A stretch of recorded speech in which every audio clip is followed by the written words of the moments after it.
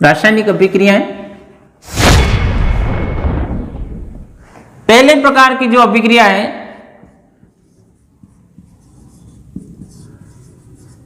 नाभिक स्नेही प्रतिस्थापन।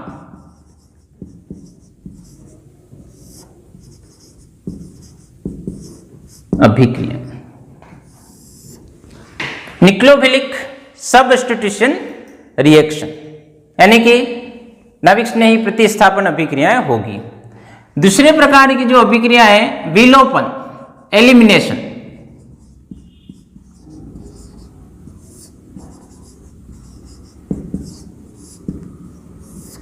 एलिमिनेशन।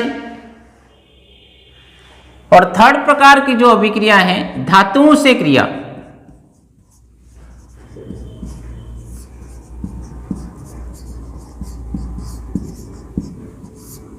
और चौथे प्रकार की अभिक्रियाएं हम देखेंगे अन्य। अन्य में कई प्रकार की अभिक्रिया को हम पढ़ लेंगे।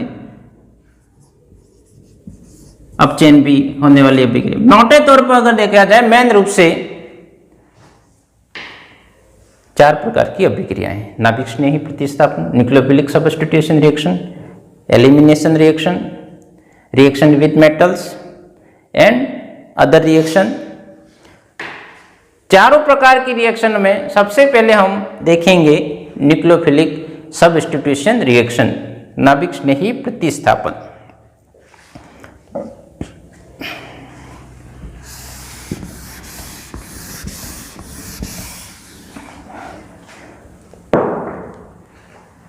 न्यूक्लियोफिलिक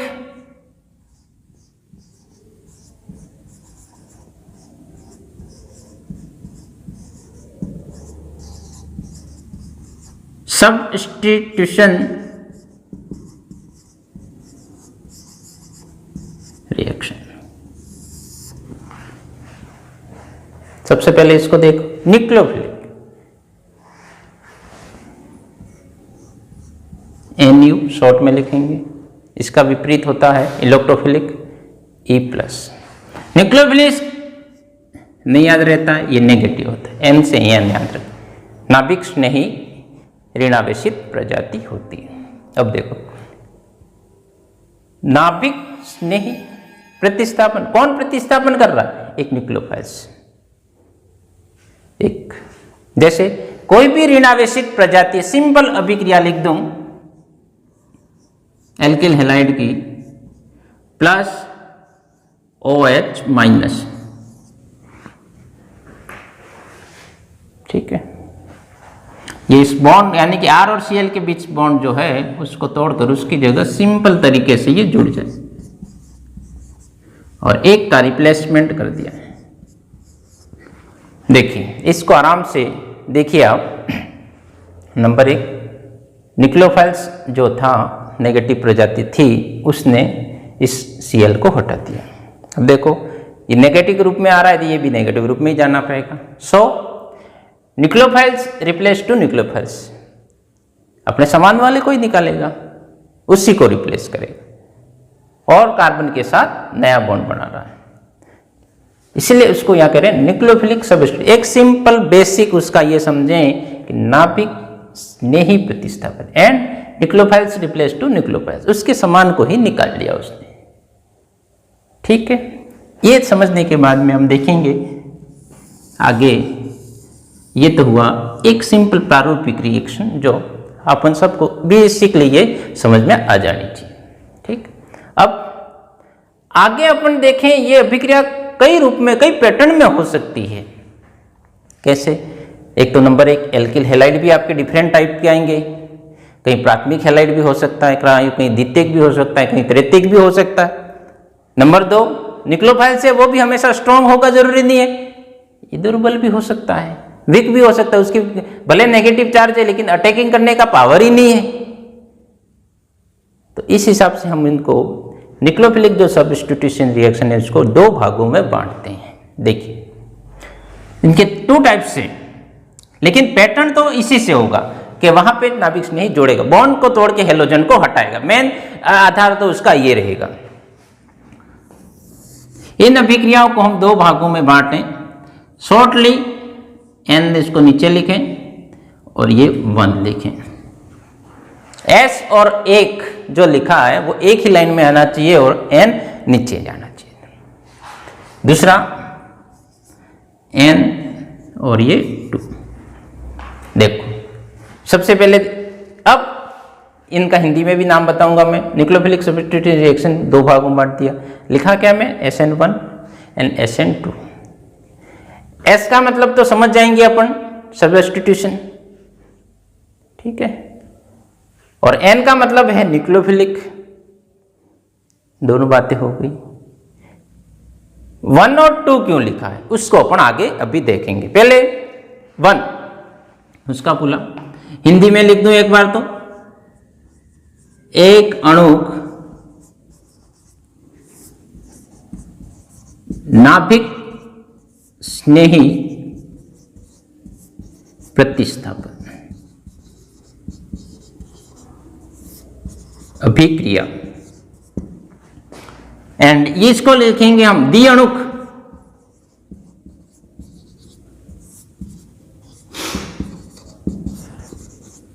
नाभिक स्नेही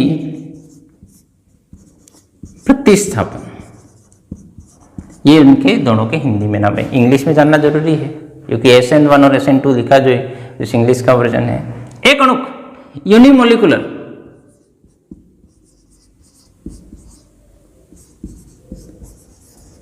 न्यूक्लियोफिलिक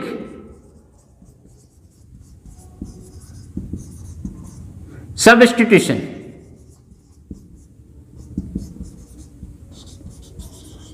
रिएक्शन। बाइमोलिकुलर 2 अणु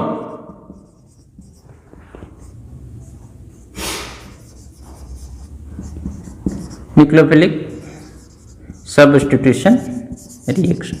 देखिए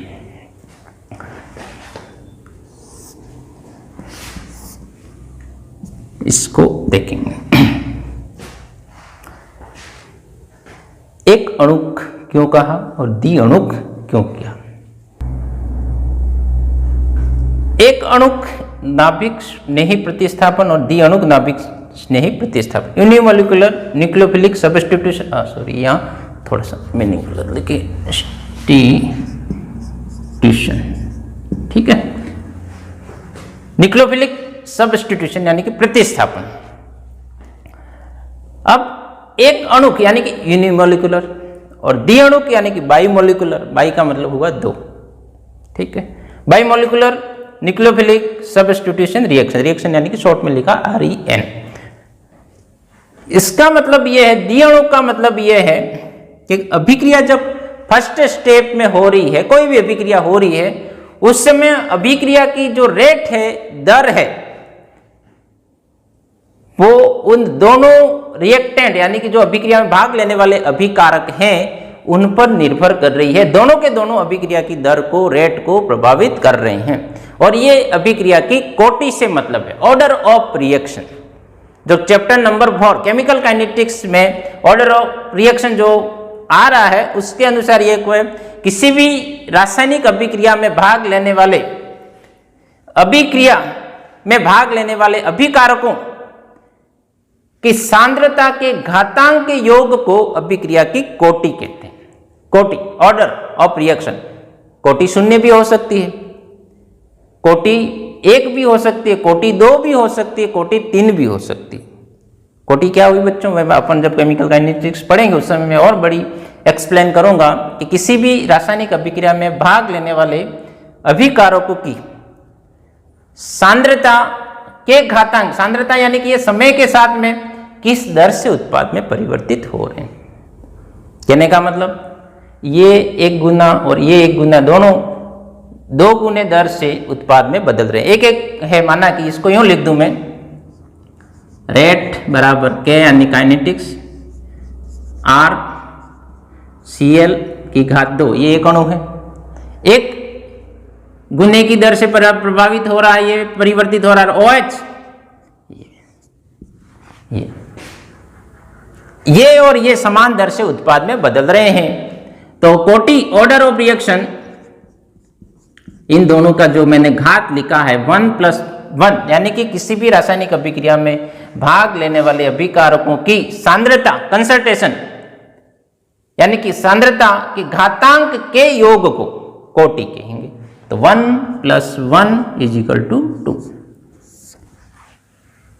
तो ये जो है कोटि से रिलेटेड है, ऑर्डर से मतलब है। 2 का मतलब है कि इस अभिक्रिया की SN2 यानी कि द्विअणुक नाभिक स्नेह प्रतिस्थापन अभिक्रिया में कोटि का मान, अभिक्रिया की कोटि का मान 2 होगा और इसमें अभिक्रिया की कोटि का मान 1 होगा। ये दूसरा, ये 1 क्यों आएगा या 2 क्यों आएगा वो अपन जब रिएक्शन पढ़ेंगे उसके साथ में बताऊंगा।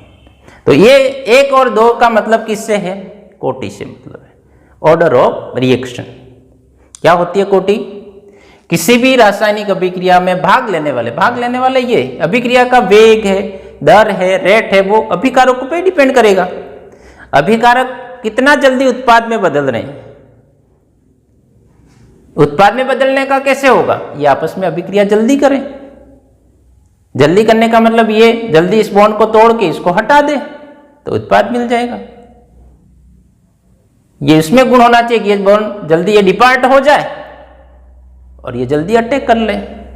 उपयुक्त परिस्थिति तो यही होगी कि अभिक्रिया की दर उच्च हो। अगर ये जल्दी डिपार्ट भी नहीं हो, निष्कासित भी नहीं हो, तो ये जल्दी जुड़ेगा भी नहीं, तो दर भी धीमी हो जाएगी। ये तो कोटि किसी भी रासायनिक अभिक्रिया में भाग लेने वाले अभिकारकों की सांद्रता के घातांक के योग को कोटि कहते हैं। कोटि बच्चों शून्य भी हो सकती है, 1 भी हो सकती है, 1.5 भी हो सकती है, 2 भी हो सकती है, और माइनस भी हो सकती है, -1 भी हो सकती है, कुछ भी हो सकता है। ठीक है। शून्य कब होगा? जब ये दोनों अभिकारक उत्पाद में बदल ही नहीं रहे हैं, उत्पाद का कोई रोल ही नहीं है। जैसे और कोई इनका रोल नहीं है तो इन अभिक्रियाओं को प्रेरित करने वाला कोई कारक आ रहा है ऐसा, जैसे उत्प्रेरक। तो ये दोनों आपस में भले अपन अभिक्रिया करा रहे हैं लेकिन कोई क्रिया नहीं हुई, लेकिन उत्प्रेरक रखते ही दोनों क्रिया करने लग गए। इसका मतलब ये दोनों नहीं बदल रहे थे, लेकिन उत्प्रेरक ने आते ही थोड़ी सी उत्प्रेरक कैटलिस्ट आती ही अभिक्रिया की दर बढ़ी। इसका मतलब इन दोनों का रोल नहीं था, अभिकारकों की सांद्रता का रोल नहीं था, सिर्फ किसका रोल था? उत्प्रेरक का। तो कोटि क्या होगी? शून्य हो जाएगी वहां। तो उत्प्रेरक ही अपना रोल, और उत्प्रेरक क्या होता है? उत्प्रेरक की विशेषता क्या होती है?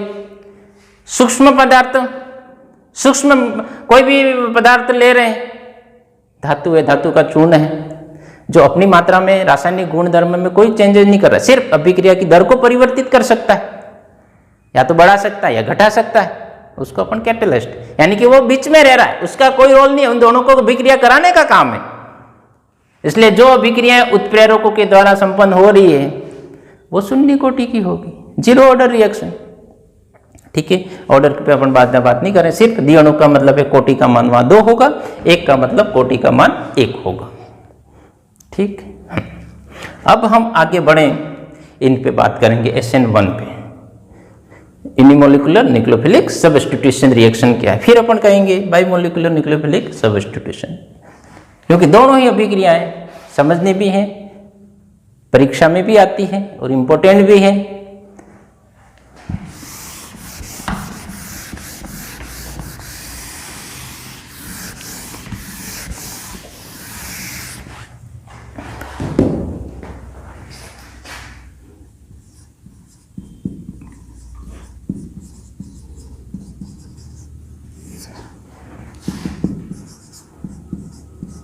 सबसे पहले अपन एक अणुक नाभिक स्नेही प्रतिस्थापन अभिक्रिया यूनिमोलिकुलर न्यूक्लियोफिलिक सब्स्टिट्यूशन रिएक्शन की बात करें। ठीक है, एक अणुक का मतलब है कि इसमें अभिक्रिया की कोटि का मान 1 है। कैसे? अब देखिए, नंबर 1, ये जो रिएक्शन होती है वो तृतीयक हैलाइडों में सबसे ज्यादा होती है। तृतीयक हैलाइड, तो तृतीयक हैलाइड है, देखिए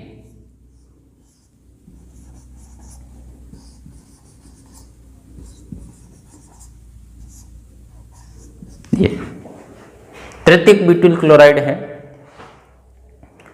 उसकी अभिक्रिया किसी बेस यानी कि नाभिक स्नेही क्षार की प्रेजेंस में अभिक्रिया करवाएं, माना कि मैंने लिख दिया NaOH, इससे न्यूक्लियोफाइल्स बनेगा OH माइनस। अब देखिए अभिक्रिया होने के समय नंबर 1 तृतीयक हैलाइड है। ये तृतीयक हैलाइड में ही क्यों होती है उसका भी बताएंगे। नंबर 1, सबसे पहले यहां नाभिक स्नेही सीधा अटैक तो कर सकता है लेकिन डायरेक्ट अटैक नहीं कर पाएगा। देखिए कारण ये है C पर जुड़े हुए CH3 जिस पर है हाइड्रोजन इस तरह से CH, अब यहां है Cl नंबर 1। फिर OH अगर आक्रमण करे, एक सामान्य रूप से आप समझें, ये CH3 CH3 CH हाइड्रोजन जुड़े हुए हैं नंबर 1। कार्बन के साथ में 1 2 3 4 बॉन्ड तो बने हुए ही है, लेकिन समस्या यह है कि बड़े एल्किल समूह का आकार बड़ा है। आकार बड़ा है का मतलब हाइड्रोजन जुड़े हुए हैं। इसकी जगह अगर यहाँ हाइड्रोजन होता तो आकार छोटा होता, तो C की जगह पूरा एक CH3 की जगह क्या होता, H होता, आकार छोटा होता उसका।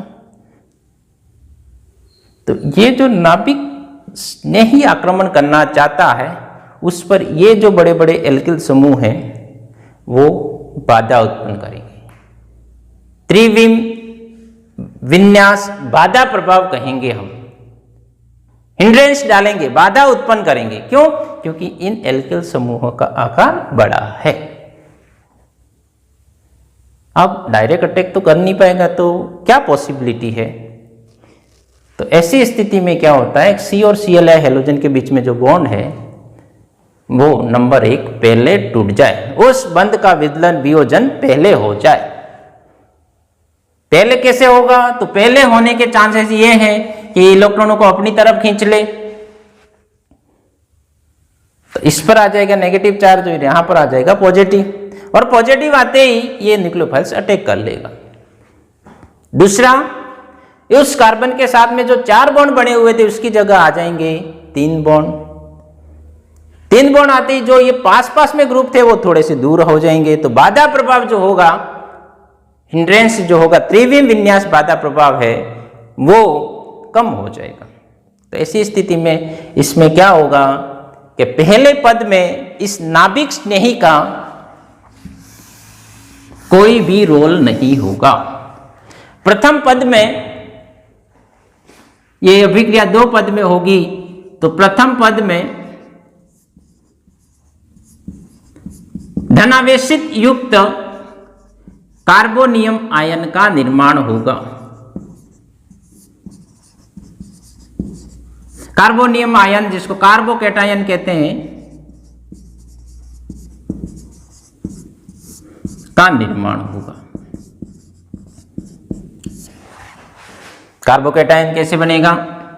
CH3 CH3 CH3 Cl, इसको तीर के निशान के द्वारा अपने ऐसे करना है, ध्रुवीयता है,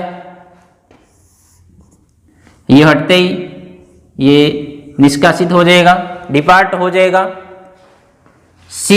अब देखिए इसकी तुलना में अब ये इस कार्बन से कितने ग्रुप जुड़े हुए रहेंगे? 3 ही होते ही ये तीनों ग्रुप इस कंडीशन में आ जाएंगे। पहले थोड़े पास पास में थे क्योंकि 4 को जोड़ना था, अब 3 है तो तीनों कितने डिग्री के कोण पर आ जाएंगे? 120 दूरी हो गई। CH3 CH3 CH3 और यहां पर ये कार्बोकैटायन के रूप में positive charge plus Cl minus. Number 1, पहले पद में हेलोजन जो है उसका डिपार्ट होने से फायदा ये हुआ कि नंबर 1 त्रिविम विन्यास जो बाधा प्रभाव उत्पन्न हो रहा था वो कम हो गया, और नंबर 2 ये जो पास पास में स्थित थे वो कितने डिग्री के कोण पे आ गए? 120। तो अब अगले पद में क्या होगा कि दूर होते ही न्यूक्लियोफाइल्स जो है नाभिक स्नेही है उसके अटैक करने के चांसेस बढ़ जाएंगे। तो नंबर 1 अब इसमें इस अभिक्रिया में प्रथम पद में सिर्फ एल्किल हैलाइड ने ही भाग लिया, नाभिक स्नेही का कोई भी रोल नहीं था, इसलिए हम लिख सकते हैं रेट बराबर के सिर्फ एल्किल हैलाइड। इसका मतलब अभिक्रिया की दर को प्रभावित करने का काम सिर्फ इसने किया, इसका तो कोई रोल ही नहीं रहा, इसलिए इस अभिक्रिया की कोटि का मान सिर्फ कितना हो रहा है? 1, इसलिए 1 हो रहा है। और पहला पद ये धीमा पद होता है, स्टेप फर्स्ट जो है वो स्लो है। सेकंड पद में ये जो कार्बोनियम बना है, वैसे कार्बोनियम आयन जो बना है उनमें भी सबसे ज्यादा जो स्थायी होता है वो तृतीयक कार्बोनियम आयन ही होता है। ये तृतीयक कार्बोनियम आयन है, क्यों? क्योंकि जिस कार्बन पर धनावेश है उस कार्बन पर तीनों एल्किल समूह जुड़े हुए हैं। तो कार्बोनियम का स्थायित्व भी प्राथमिक से द्वितीयक और द्वितीय से ज्यादा तृतीयक होता है। तो ये सब मतलब अपने पॉजिटिव ही दे रहा है। ये नंबर 1 कार्बोकेटायन बना, वो भी कैसा बना? तृतीयक। अब अगले पद में क्या होगा? सेकंड पद में OH माइनस या न्यूक्लियोफाइल्स का आक्रमण।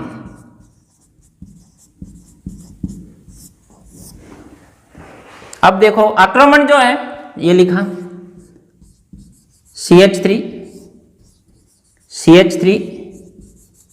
CH3 और ये प्लस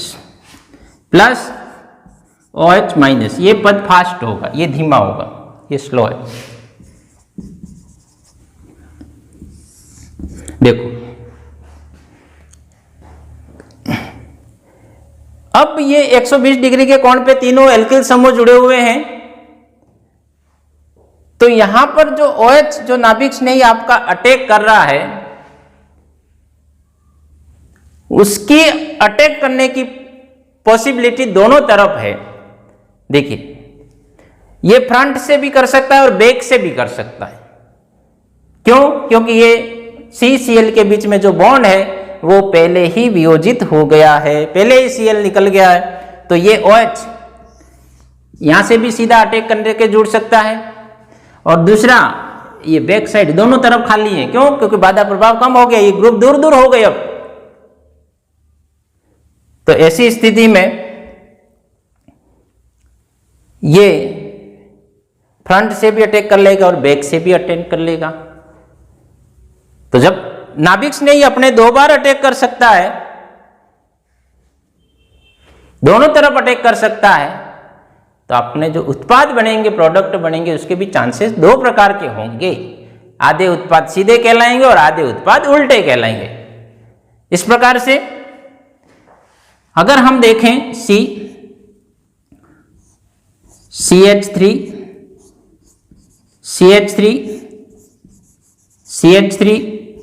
OH प्लस OH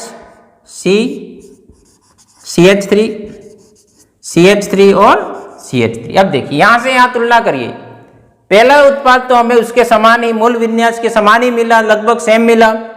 तो ये 50% उत्पाद जो है वो सीधा हुआ, और 50% जो उत्पाद है वो उल्टे मिले। उल्टे का मतलब मूल विन्यास जो अपना जिसका है उससे उल्टा मिला।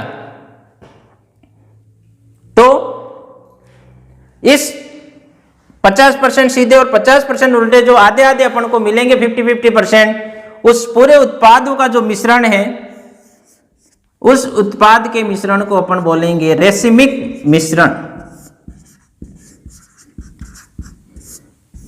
क्या कहेंगे उसको? रेसिमिक। क्योंकि न्यूक्लियोफाइल्स के अटैक करने के देयर आर 2 चांसेस, फ्रंट से भी और बैक से, दोनों तरफ अटैक कर सकता है। तो ये जो है इस प्रकार से अपने देखें यूनिमोलिकुलर न्यूक्लियोफिलिक सबस्टिट्यूशन रिएक्शन जो SN1 है। SN1 क्यों कहा? प्रथम पद में अभिकारक एक ही अभिकारक यानी कि एल्किल हैलाइड के द्वारा ही वेग का निर्धारण होता है। नंबर 1 क्रियाशीलता का जो क्रम है,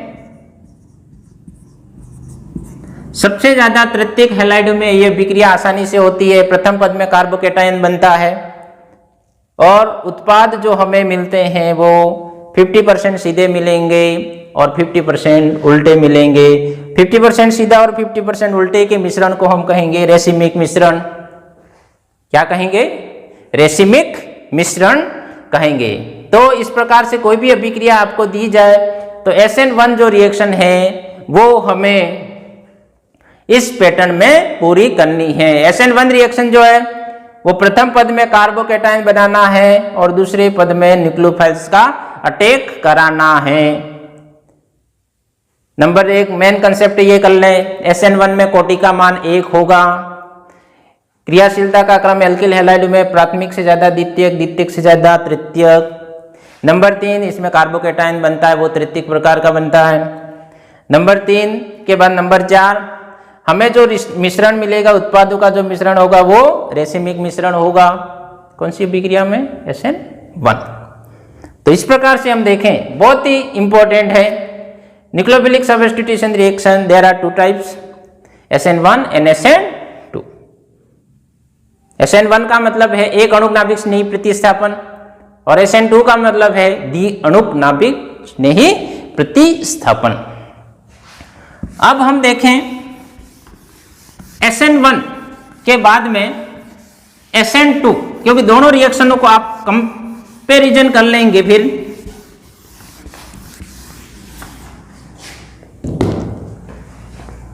बाइमोलिकुलर न्यूक्लियोफिलिक सब्स्टिट्यूशन रिएक्शन जो है SN2, इसमें क्या होता है कि जैसे SN2 जो रिएक्शन हो रही है प्राथमिक हैलाइड में, इसका क्रम जस्ट अब बदल जाता है, तृतीयक से ज्यादा द्वितीयक और द्वितीयक से ज्यादा प्राथमिक हैलाइड में, उसका उल्टा है।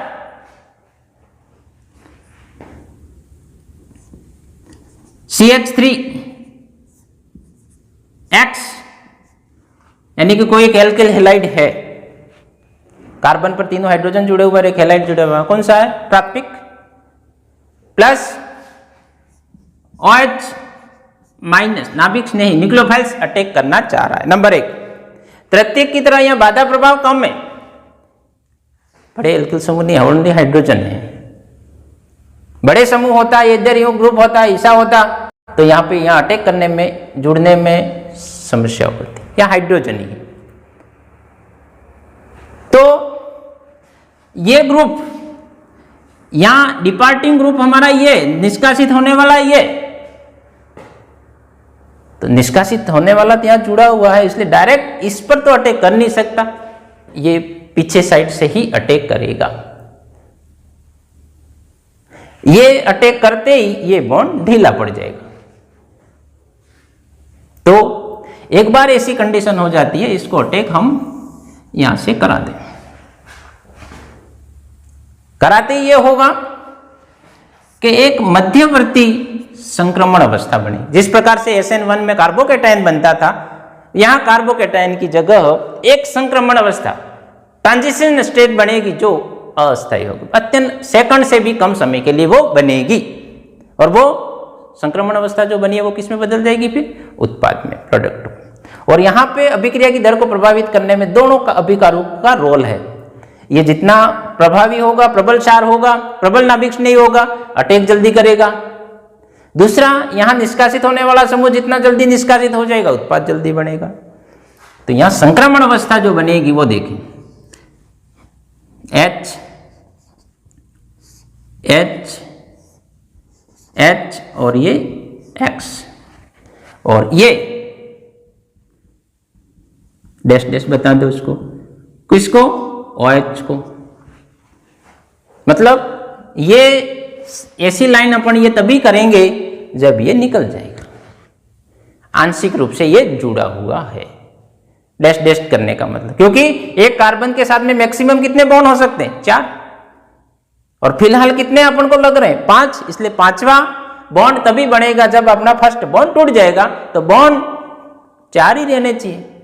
लेकिन इसको अपन कौन सी अवस्था कह रहे हैं? इसलिए संक्रमण अवस्था, ट्रांजिशन स्टेट।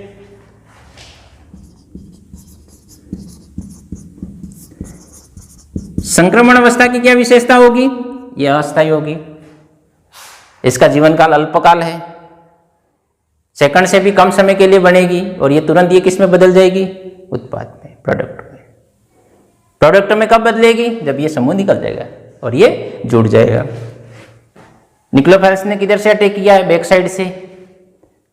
तो जो प्रोडक्ट अपन को मिलना है वो पूरा उल्टा मिलेगा।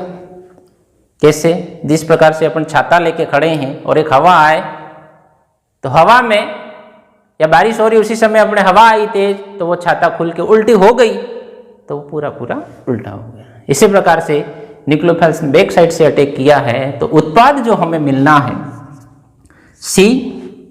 अब ये हाइड्रोजन जो इधर थे H H और H, और इधर क्या आएगा? ये OH। पूरा उल्टा हो गया। क्यों उल्टा होने का कारण क्या है? न्यूक्लियोफाइल्स ने किधर अटैक किया बच्चों? बैक साइड से। बैक साइड से अटैक करने की जरूरत क्यों पड़ी? क्योंकि जो डिपार्टिंग ग्रुप है, निष्कासित होने वाला समूह, पहले तो निकला हुआ नहीं था, और जैसे उसने बैक साइड से अटैक किया, ये बॉन्ड कमजोर होता गया और इसका बॉन्ड मजबूत होता गया। और उसमें क्या था? कार्बोकैटायन बना, तो उस कार्बन पर 3 ही ग्रुप जुड़े हुए थे, 3 ही एल्किल समूह जुड़े हुए थे, 120 डिग्री के कोण पे थे। तो बैक साइड से भी अटैक कर रहा है और फ्रंट साइड से भी, इसलिए उत्पाद भी 2 बनेंगे। यहाँ उत्पाद 1 ही बनेगा।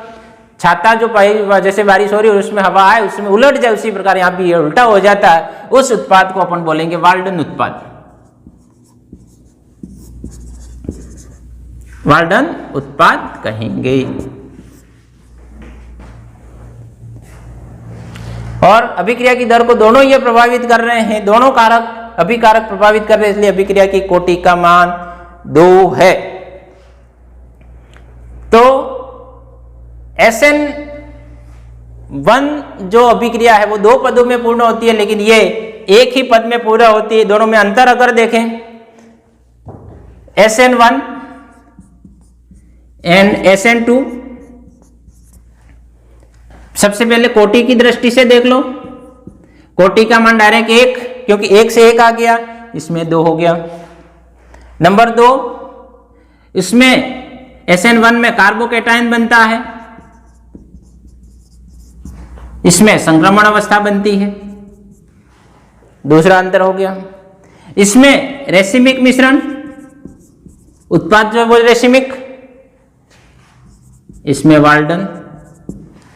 ठीक है, ये अभिक्रिया 2 पदों में पूर्ण होती है, ये अभिक्रिया 1 पद में पूर्ण होती है। ठीक है, 1 2 3 4 अंतर तो बिल्कुल हो गए, पर एक अंतर अपने जरूर याद रखें कि क्रियाशीलता का क्रम SN1 में प्राथमिक, प्राथमिक से ज्यादा द्वितीयक और द्वितीयक से ज्यादा तृतीयक, याद रखें, सबसे इंपॉर्टेंट तो यही है। और इसमें सबसे ज्यादा बाधा यानी कि OH कैसे अटैक कर सकता है आराम से? तो प्राथमिक है। तो तृतीयक, तृतीयक से ज्यादा द्वितीयक और द्वितीयक से ज्यादा प्राथमिक, 5 अंतर हो गए। देखिए, बहुत important topic, nucleophilic substitution reaction 2 प्रकार, SN1 एंड SN2। SN1 का मतलब कोटि का मान 1 और SN2 का मतलब कोटि का मान 2। बिल्कुल ये क्रम याद कर लें, ये कर लें। इस प्रकार से हम देखें न्यूक्लियोफिलिक सब्स्टिट्यूशन रिएक्शन जो एक मेन भाग है, उसको मैंने एक बार रिहर्सल कर दिया है। कैसे उसके प्रश्न पूछे जाते हैं वो अपन बाद में डिस्कस करेंगे। ठीक है, इसके बाद में अंतर भी लिख दिया, और जो नोट्स आपके डाल रहे हैं इसमें व्यवस्थित रूप से ये डिफरेंट जो है वो डिफर कर रखा है। आप इसको व्यवस्थित रूप से 1 बार देखें, 2 बार देखें, इजीली समझ जाएंगे।